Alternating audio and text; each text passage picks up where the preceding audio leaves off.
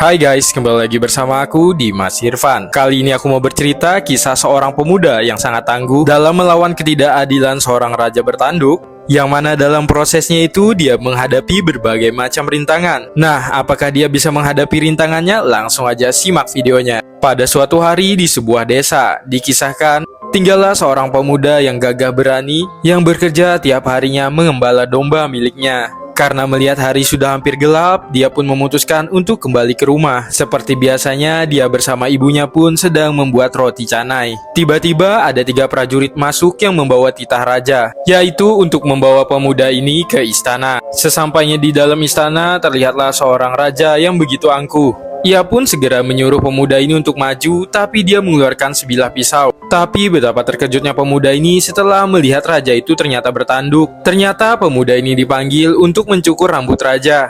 Dan setelah melihat hasilnya, sang raja pun begitu puas dan memberikannya hadiah. Tapi saat peti itu dibuka olehnya, ternyata isinya kosong. Dan si raja licik malah mendorongnya ke dalam jurang. Hingga anak laki-laki itu pun terseret arus sungai yang begitu deras. Sesadarnya ia di sana, dia pun melihat sekeliling dan betapa terkejutnya penuh sekali dengan tengkorak. Dan tiba-tiba ada yang bergerak. Sosok itu bersisik dan begitu besar mengarah ke dia. Yang mana ternyata itu adalah seekor ular raksasa. Pemuda ini pun memainkan serulingnya, yang membuat ular ganas itu pun menari-nari. Bahkan ular itu juga menjadi ramah setelah diberi makan olehnya. Anak itu pun meminta bantuan ular untuk keluar dari goa ini, tapi sayangnya ular itu nggak sampai. Ular ini pun berakal, dia melakukan lompatan dan langsung menggigit ujung goa. Hingga anak laki-laki ini pun berhasil keluar dengan selamat. Saat dia berjalan kembali di tengah hutan, tiba-tiba dia sadar ada yang mengikutinya. Ternyata itu adalah seekor serigala jahat. Anak ini pun segera berlari dan memanjat ke sebuah pohon. Hingga lagi-lagi dia memainkan seruling andalannya yang membuat serigala ini pun juga menari. Setelah itu, anak ini juga memberi makannya dengan roti canai yang merupakan bekalnya. Hingga serigala ganas itu pun menjadi penurut dan mau menjadi kendaraannya. Saat menempuh perjalanan cukup jauh, dia pun melihat sebuah penginapan, yang mana ternyata itu adalah rumah nenek sihir yang menyamar jadi orang biasa. Dan saat anak ini mencoba untuk beristirahat, tiba-tiba kasurnya itu bergerak sendiri dan akan memasukkannya ke kuali. Tapi beruntungnya dia mendapatkan kembali seruling sakti miliknya.